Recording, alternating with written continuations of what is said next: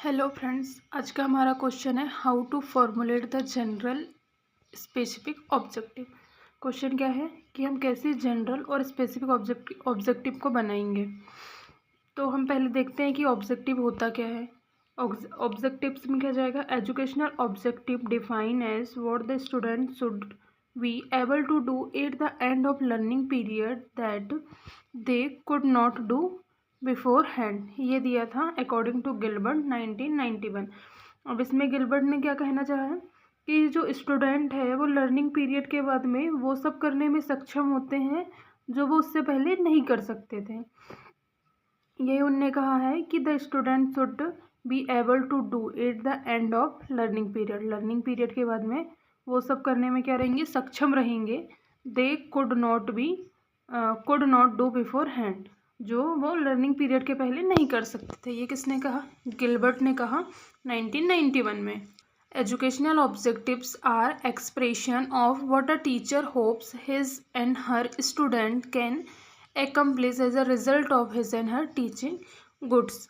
अब इसमें क्या है, जो एजुकेशनल ऑब्जेक्टिव है उसके उद्देश्य है, शिक्षक है हमारा जो टीचर है उसकी क्या उम्मीद है कि उसके स्टूडेंट्स हैं वो क्या करेंगे, टीचिंग के बाद में क्या हासिल कर सकते हैं। ये सेकंड हमारी क्या है, डेफिनेशन है। फिर है types of educational objective. According to Gilbert educational objective तीन प्रकार के होते हैं। फर्स्ट है जनरल ऑब्जेक्टिव, सेकंड है इंटरमीडिएट ऑब्जेक्टिव और थर्ड है स्पेसिफिक ऑब्जेक्टिव। तो हम फर्स्ट देखेंगे जनरल ऑब्जेक्टिव। जनरल ऑब्जेक्टिव में क्या है, correspond to the function of the type of health personal train in an establishment. इसका हम एग्जाम्पल देखते हैं, क्या है, providing prevention and curative care to the individual and community in health and in sickness. इसमें क्या है, जो कम्युनिटी के पीपल है, इंडिविजुअल है, उनको क्या प्रोवाइड करना, प्रिवेंटिव और क्यूरेटिव केयर को प्रोवाइड करना। जो हेल्दी पीपल भी है और सिक पीपल भी है, दोनों को प्रोवाइड करना। फिर हमारा सेकंड ऑब्जेक्टिव आ जाता है इंटरमीडिएट ऑब्जेक्टिव। इसमें क्या है, arrived at by breaking down proverbial function into component activity which together indicate the nature of those function। हम इसका एग्जाम्पल से समझते हैं, planning and carrying out a blood sampling season for a group of adult in community. इसमें बोला क्या है, जो कम्युनिटी के एडल्ट है उसमें हमें क्या करना है, प्लानिंग करना है और कैरिंग आउट करने किसके लिए, ब्लड सैम्पलिंग लेने के लिए। तो यह हमारा हो गया इंटरमीडिएट ऑब्जेक्टिव। हम स्पेसिफिक ऑब्जेक्टिव में देखते हैं, correspond to precise professional task those result are observable and measurable again criteria.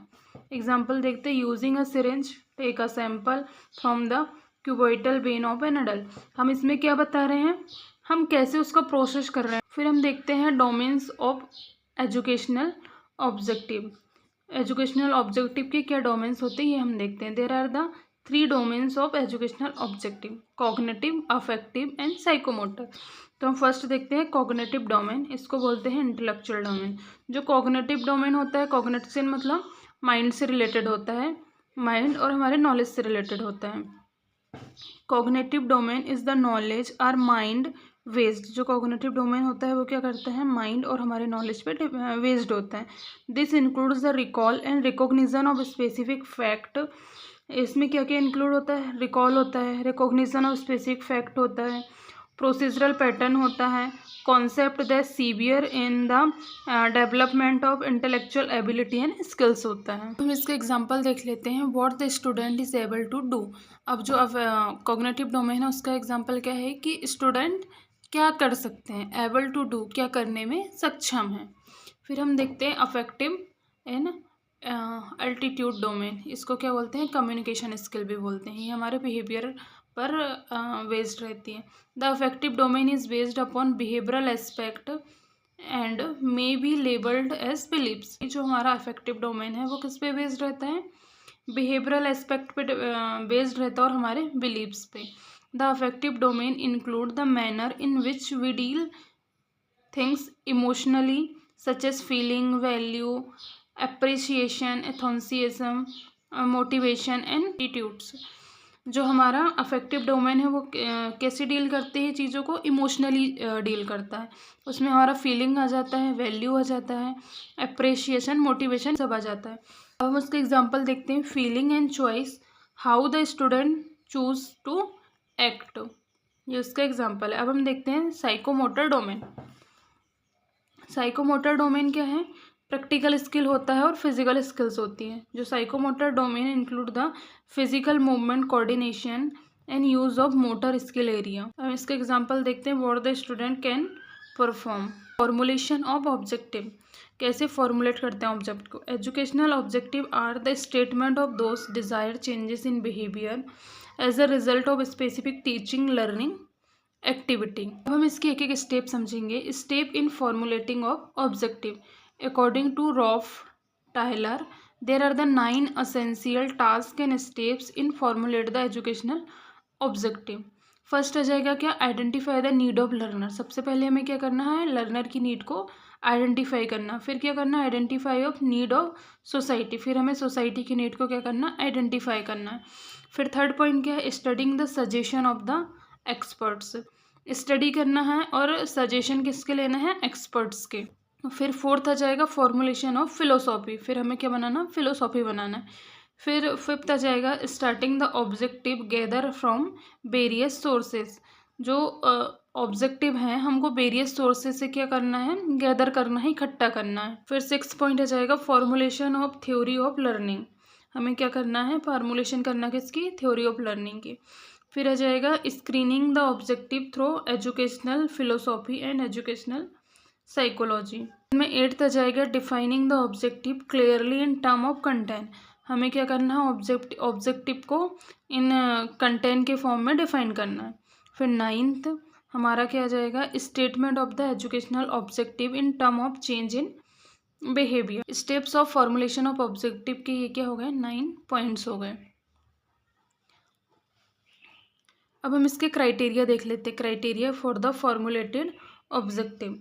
First आ जाएगा the objective should be started in term of desire behavioural change. Second आ जाएगा objective should be helpful in selection of learning experience, should guide and teaching activity.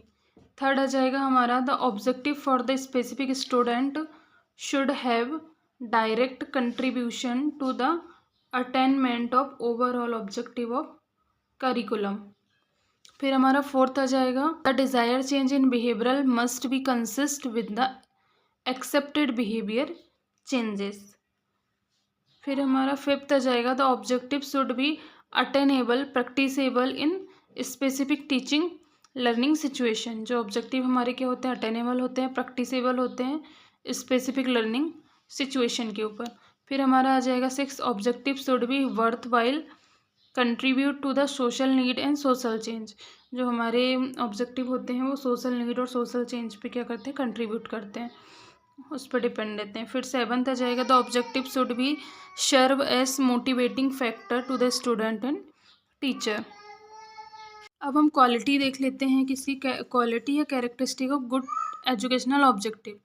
First होता है relevant होना चाहिए, unequivocal होना चाहिए, फीजेबल होना चाहिए, लॉजिकल होना चाहिए, ऑब्जर्वेबल होना चाहिए, मीजरेबल होना चाहिए। यहाँ पे हमारा ये क्वेश्चन ख़त्म होता है। Thank you for watching.